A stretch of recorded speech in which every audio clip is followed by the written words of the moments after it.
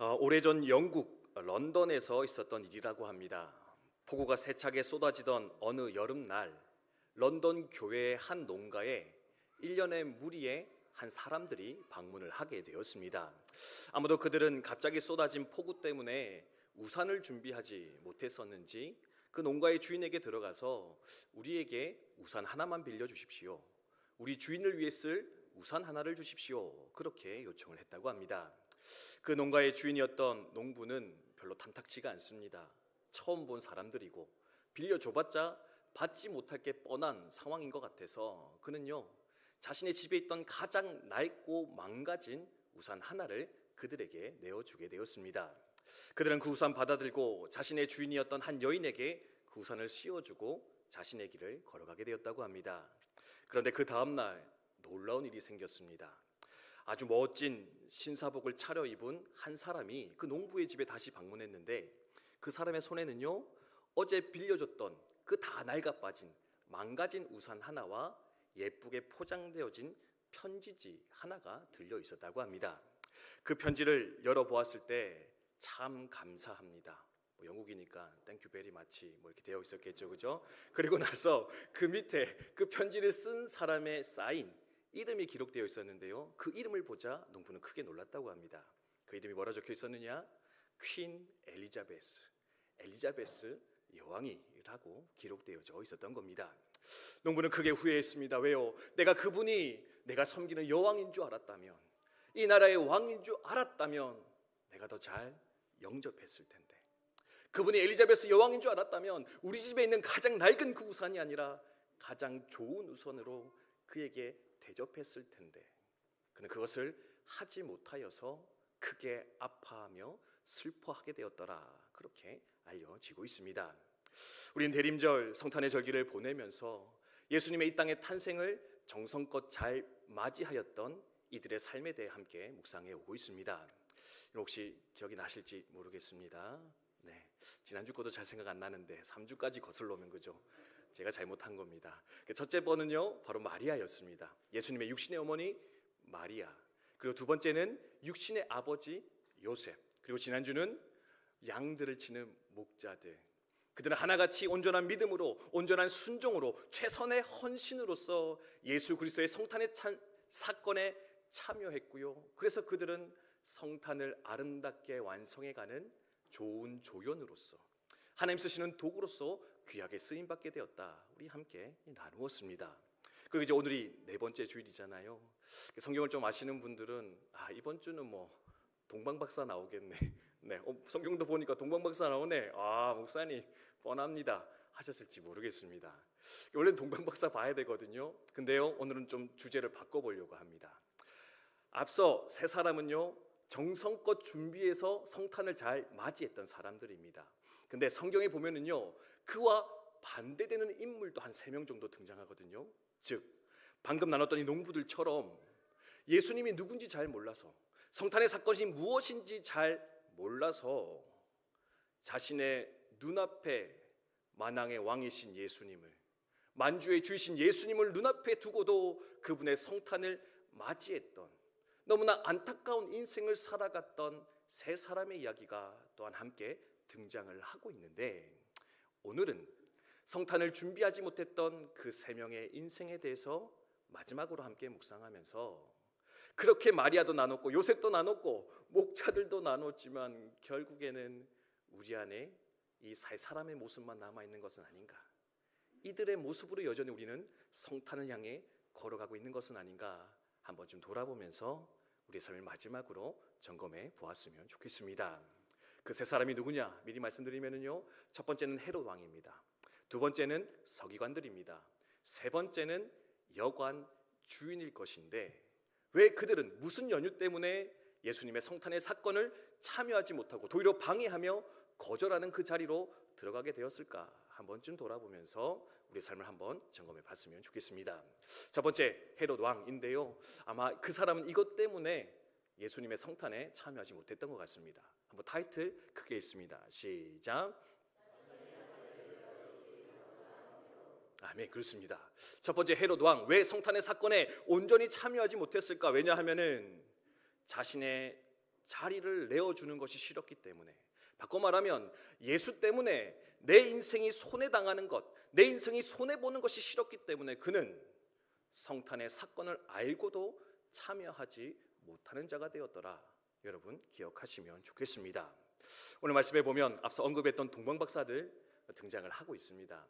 동방박사들이 별을 보고 예수님의 탄생을 축하하기 위해서 먼 길을 걸어왔습니다.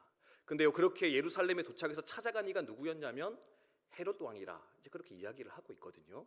그래서 헤롯 왕은요, 이 동방박사들을 통해서 유대인의 왕, 이 땅의 구주 메시아가 태어날 것이다, 그 사실을 깨닫게 되었습니다. 그리고 그분은 우리가 마땅히 경배해야 되는 분이구나 깨달아 알았었는데요, 근데 문제가 있습니다. 그 사실을 알았음에도 불구하고 그가 취했던 행동이 뭐냐? 우리가 읽진 않았지만 2장 16절에 이렇게 기록을 하고 있습니다. 한 번씩 읽어볼까요? 2장 16절 함께 읽습니다. 시작. 이에 헤롯이 박사들에게 속은 줄 알고 심히 노하여 사람을 보내어 베들레헴과 그 모든 지경 안에 있는 산의 아이를 박사들에게 자세히 알아본 그때를 기준하여 2살부터 그 아래로 다 죽이니. 아멘. 마땅히 경배될 분이 바로 예수님입니다. 그분이 탄생하십니다. 근데요, 그 예수님 어떻게 하기로 했다고요? 죽이려 했더니, 그 예수를 없이 하려 했던 이 성탄을 망치려 들려 했더니 그가 누구냐? 바로 헤롯 왕이었다. 성경은 말씀해 주고 있습니다. 왜 그는 이런 선택, 이 무자비한 선택할 수밖에 없었을까? 아마도 이런 상황 때문에 그런 것 같습니다. 헤롯이 누구냐면요, 유대 지역을 다스리던 분봉왕이었거든요. 분봉왕이 뭐냐면 당시 온 세계를 로마 황제가 통치하고 있었는데, 로마 황제로부터 권한을 위임받아서 이 이스라엘 땅만을 다스리고 있더니 그가 바로 헤롯 왕이었습니다. 얼마나 열심히 로비했겠습니까? 소위 사바사바를 좀 해가지고 이제 그렇게 이 땅덩어리를 받아서 다스리고 있었는데요, 이 사람 출신은 원래 에돔이라는 민족 출신이었습니다. 그러니까 이스라엘 옆에 에돔이 있는데 에서의 후예입니다.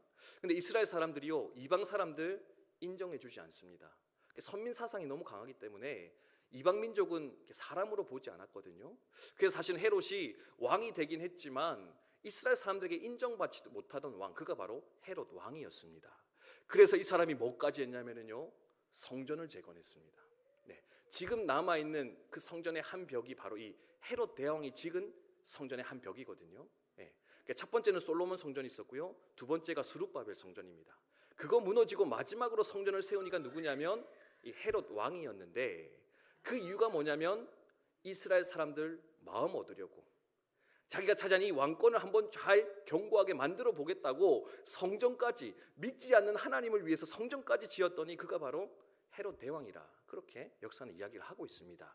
근데 아마 그는 이렇게 생각한 것 같습니다. 유대인의 왕 메시아 예수가 탄생하다니, 그럼 뭐야, 내 자리 뺏기는 거 아니야? 내가 힘들게 이까지 쌓아온 이 자리가, 이 명성이, 이 권력이 하루아침에 사라지는 것은 아닐까? 아마 그는 걱정하기 시작했던 것 같습니다. 두려웠던 것 같습니다. 그리고요, 싫었습니다. 그래서 어떻게 합니까? 안 되겠다. 이게 메시아든지 뭐든지 간에 이거 없애고 내 자리를 지켜내야지, 내 위치를 지켜내야지. 그 이기심의 마음으로 그는 그 예수를, 성탄의 사건을 망치고자 작정하여 나아가지 않았겠는가? 우리 돌아보며 생각할 수 있다라는 겁니다. 이 무시무시한 헤롯의 마음, 헤롯의 오류, 근데 그것이요, 단순히 과거의 사건만은 아닌 것 같습니다. 오늘 살아가는 많은 사람들, 성도들 중에도요, 헤롯의 마음으로 신앙생활하는, 성탄을 맞이하는 성도님들 왕왕 만날 수가 있습니다. 아니 목사님, 그렇게 심각한 사람이 있습니까? 아마 이런 마음이면은요, 헤롯의 마음인 것 같습니다. 뭡니까? 교회 가서 하는 거 너무 아까운 겁니다. 교회 가서 예배드린 거 시간 낭비처럼 느껴지고요, 교회 가서 헌금하는 거 재산을 낭비하는 것처럼 느껴집니다. 사람 섬기고 교회 활동하는 거, 이게 당연히 해야 될 것, 또는 내 삶에 유익 있는 것으로 여기는 게 아니고요, 이것 때문에 내 삶이 자꾸 손해를 보는 것 같은데, 그래서 최소한으로만 하겠다고 하는 사람들, 또는 하면서도 늘 불편한 마음으로 하고 있는 마음이며 신앙생활이라면 어쩌면 이 헤롯의 마음, 헤롯의 자세를 가지고 우리도 하나님을 섬기고 있지 않을까, 하나님을 예배하고 있지 않은가 돌아보며 생각할 수 있다라는 겁니다. 전도하면 이런 말씀 많이 하더라고요. 아니 목사님, 교회 가고 싶긴 한데 교회 가면 하라는 것도 너무 많고 하지 말라는 것도 너무 많습니다. 예. 교회 가면 하라는 것도 많은데 하지 말라는 것도 많대요. 그럼 뭡니까? 주일 성수해야 되잖아요, 그렇죠? 예. 저희 교회 같은 경우에는 주일날 예배 드리고 가고 싶은데 또 막 붙잡잖아요, 그죠? 구역 예배 하고 가라고. 예. 구역 예배는 합니까? 뭐 그거 한번 붙잡히기 시작하면은요, 뭐 주중 예배, 봉사 막 다 나오라고 하는데 그거 부담스러워서 못 하겠다고. 예. 또 어떻습니까? 교회 가면 술 먹지 마라, 담배 피지 마라, 나쁜 짓 하지 마라, 얘기 너무 많이 하는데 그러니까 내 삶의 자유가 자꾸 침해를 당합니다. 내 삶이 불편해집니다. 어려워집니다. 그래서요, 저 교회 못 다니겠습니다. 하나님 믿는 것도 좋지만 나는 그냥 이렇게 마음대로 살았으면 좋겠습니다. 이제 그렇게 이야기하면서 예배 자리로, 이 신앙의 자리로 들어오기를 거절하는 분들 왕왕 만날 수가 있는데, 어쩌면 그것이 바로 헤롯이 품었던 그 마음, 하나님 때문에 손해당하는 것이 있습니다.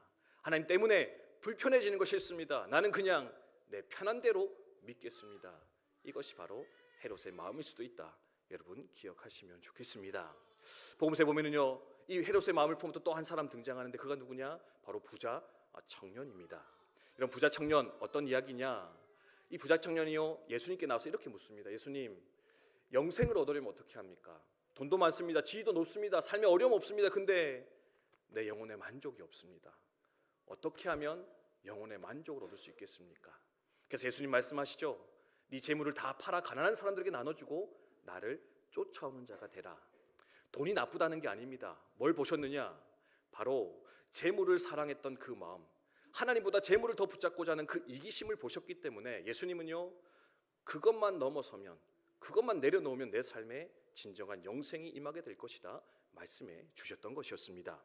근데 성경은 어떻게 끝납니까? 그 청년이 한참을 고민하다가, 한참을 괴로워하다가 결국에는요, 근심하며 자신의 집으로 돌아가니라.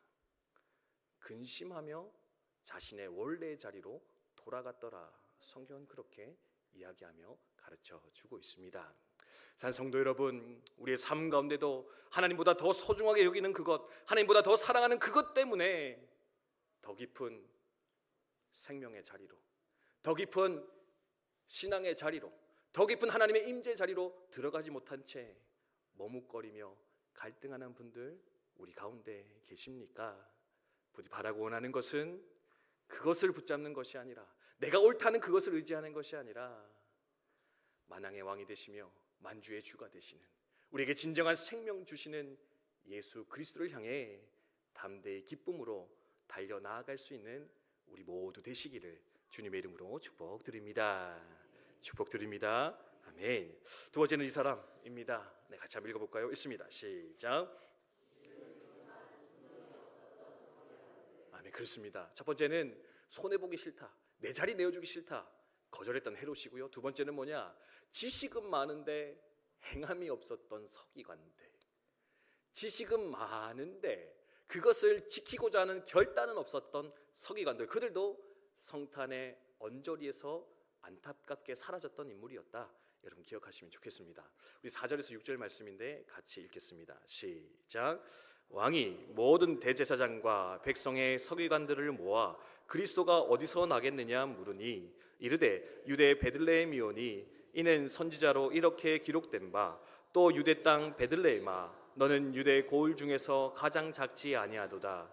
내게서 한 다스리는 자가 나와서 내 백성 이스라엘의 목자가 되리라 하였음이니이다. 아멘. 동방박사가 헤롯 왕을 찾아왔습니다. 그래서 헤롯 왕이 잘 모르니까 누구를 불렀느냐? 서기관들을 불러서 야, 메시아가 어디서 태어날지 너희가 혹시 아니? 이제 질문을 던진 겁니다. 그랬더니 이 서기관들이 뭐라 대답하느냐? 4절에서 6절과 같이 이렇게 대답을 합니다. 아, 네. 성경에는 베들레헴에서 메시아가 태어날 거라 예언되어 있습니다. 아마도 베들레헴에서 그 메시아가 태어날 것 같습니다. 그렇게 잘 대답하고 있는 서기관의 모습을 발견할 수 있다는 겁니다. 근데 문제가 있습니다. 뭡니까? 이렇게 잘 알았으면 그 다음은 뭐가 일어나야 됩니까? 메시아가 태어난데 거기 장소까지 알고 있습니다. 그러면 서기관들도 응당 그 베들레헴으로 쫓아가서 메시아의 탄생을 지켜보고 축하하는 게 당연한 반응이지 않겠습니까? 당연하지 않습니까? 저만 당연합니까? 감사합니다. 네, 약간 좀 지쳐갈 수 있으나 여러분 이제 다 끝나갑니다. 자, 벌써 두 번째잖아요, 여러분. 오늘 넷째까지도 가지 않습니다. 둘째, 셋째는 심지어 첫째보다 짧습니다. 여러분 힘을 내어서 여러분 함께 갔으면 좋겠습니다. 자, 알았으면 가는 게 맞습니까? 안 가는 게 맞습니까? 가는 게 맞잖아요, 그죠? 예. 근데요, 이 사람들이 성탄의 그 사건, 그 베들레헴 마구간에 왔다 성경은 말합니까? 오지 않았다 말합니까? 오지 않았다 성경은 말하고 있는데 그들의 안타까움, 그들의 실수가 무엇이냐? 지식은 많았지만, 알면 많았지만 아는 것을 믿지 않았고요, 믿는 것을 결단하지 않았고, 결단하여 순종하지 않음으로써 결국에는 이 성탄의 사건, 이 축복 가운데 그들은 함께 참여하지 못했다 성경은 말씀해주고 있는데, 혹 우리 가운데도 또한 이러한 안타까움, 모습은 있지 않는가 한번 좀 돌아보며 점검했으면 좋겠다라는 겁니다. 사실 우리 교회 신앙생활 오래 하신 분들 많이 계시잖아요, 그죠? 네, 저도 모태 신앙이거든요. 네, 제가 84년생. 네, 그렇게 안 보이지만 네, 나이가 많지 않습니다. 네, 이제 40줄 좀 넘었는데 전 41년 신앙생활했거든요. 네, 이만큼 했으면 뭐 대단히 했잖아요, 그죠? 근데 저보다 더 하신 분들 많이 계실 겁니다. 신앙생활 교회 다니면은요 지식은 계속 쌓입니다. 자연스럽게 예수가 누구고 하나님이 어떤 분이시고 어디서 태어나셨고 무슨 일을 하셨다 다 알 수가 있습니다. 근데요 아무리 많이 알아도 우리 가운데 역사가 나타나지 않을 수가 있습니다. 왜 그러느냐? 머리만 자꾸 커지는 겁니다. 머리만 점점 넓어지는 겁니다. 대신 어떻게 합니까? 이 아는 것을 행하는 손이 있어야 되고 그 아는 것을 행하는 발이 있어야 되는데, 또한 그것을 내 마음에 받아들이는 마음이 우리 가운데 준비되어져야 되는데, 그냥 머리만 자꾸 커지는 것 만족하면서 내가 좀 신앙 좀 있지, 내가 좀 지식 있지 이야기하면서 자랑할 때 우리 가운데 어떤 오류, 안타까움이 나타날 수 있느냐? 서기관들처럼 아는데 누리지 못하는, 아는데 경험하지 못하는 아무것도 없는 빈 껍데기와 같은 신앙의 여정으로서 우리의 삶이 나아갈 수 있을 것인데, 그러면 우리가 항상 또한 점검하며 돌아볼 것이 뭐냐? 많이 안다고 자랑할 게 아니라, 많이 깨달았다고 자랑할 게 아니라, 그 아는 것을 내가 진짜 믿고 있는가, 진짜 행하고 있는가 늘 돌아보며 점검할 수 있어야 한다는 겁니다. 제가 순종할 때마다 제 마음을 울리는 이야기가 하나 있는데요, 초대교회, 한국 교회에서 있었던 일이라고 합니다. 선교사님들 들어와서 막 말씀을 전했잖아요. 근데 뭐 그 당시에 말씀이 잘 들려졌겠습니까?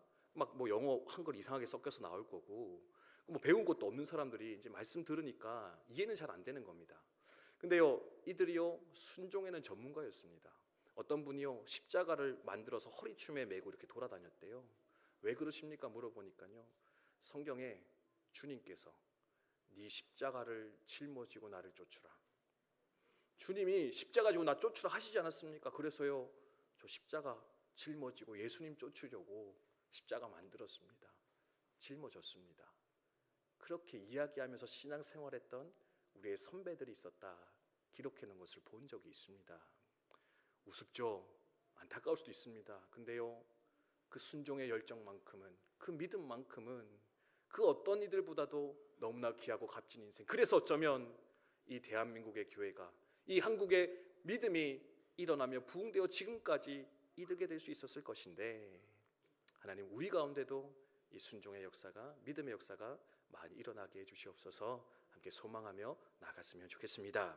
마지막 세 번째입니다. 같이 한번 읽겠습니다. 시작. 아멘. 그렇습니다. 마지막은 누구냐? 예수님을 마구간으로 몰아넣었던, 그 만삭의 마리아와 요셉을 마구간에 방치했던 여관 주인, 이 인생도 너무나 안타까운 인생이지 않았겠는가? 여러분 기억하시면 좋겠습니다. 누가복음 2장 7절인데요. 다시 읽습니다. 시작. 첫 아들을 낳아 강보로 싸서 구유에 누웠으니 이는 여관에 있을 곳이 없음이로라. 아멘. 방 없어요. 방 없어요. 그쵸? 저번에 랄프라는 친구 이야기도 한번 나눴는데요. 없어요. 그럼 제 방이라도 들어오시죠. 예. 이렇게 맞이했으면 좋았을 텐데 여관 주인 어떻게 합니까? 없습니다. 끝까지 얘기하고는요 마국간으로 쫓아 보냈습니다. 왜 그랬을까? 여관 주인은 마음이 분주했거든요. 왜? 물 들어오는 때였습니다. 예, 로마 황제의 명으로 모든 사람들을 고향으로 보내서 호적하라고 명했거든요. 그러니까 이 시골 마을 사람 없는 인적 드문 이곳에 갑자기 사람들이 막 몰려드는 겁니다. 여관이 장사가 잘 되는 겁니다. 그래서 어떻게 합니까? 지금 메시아가 태어나든지 뭐든지 간에 상관이 없습니다. 관심 없습니다. 그리고 어떻게 해요? 내가 돈 벌 수 있는 그것, 내가 행할 수 있는 그것에만 집중하여서 열심으로 생활하다가 결국에는 예수님을 맞이하지 못하는 안타까운 자리에 들어가게 되었다. 성경은 말씀해 주고 있습니다. 연말 연시 참으로 분주한 일상을 아마 여러분 보내고 계시리라 생각이 되어집니다. 네, 목사님 저도 되게 바쁘더라고요. 네, 이렇게 제가 뭐 이렇게 신세 한탄하거나 힘들다고 막 투정하는 거 아닙니다. 근데 오늘 일정이 보면은요, 제가 오늘부터 오전 예배 드리고 초등부 예배 드리고 초등부 회의하고요, 오후 예배 설교하고요, 이어서 우리 실행위원회 있고요, 구역장 모임과 식사까지 있습니다. 네. 와, 할렐루야. 네, 제가 이렇게 바쁘게 산 적 없었는데 제 국방대학교 오니까 와, 역시 규모 있는 스케일이 다른 교회다 완전 생각을 하게 되는데, 근데요 우리도 이 삶의 바쁨에 일상의 분주함에 치여서 마땅히 있어야 되는, 마땅히 붙잡아야 될 그것을 잃어버린 채 살아갈 때가 참 많이 있는데, 주님께서는 우리 가운데 요청하는 것이 일상의 분주함이 아니라 그냥 주님 믿는 그것, 주님 사랑하는 그것, 주님을 찬양하고 예배하는 그것이면 족하다. 우리 가운데 여전히 말씀하며 가르치고 계실 것인데, 우리도 한번 나는 지금 무엇을 바라며 살고 있는가, 무엇을 붙잡고 살아가는가 한번 좀 돌아보시면서 우리를 위해 이 땅에 오신 예수 그리스도의 탄생을 기쁨으로 맞이하고 참여할 수 있는, 그래서 다시 오실 그 주님도 온전히 기다리며 맞이할 수 있는 우리 모든 국방대학교 성도님들 다 되시기를 주님의 이름으로 축복드립니다. 찬송 부르고 함께 기도하겠습니다. 나의 모습 나의 소유인데요, 우리 한번 부르고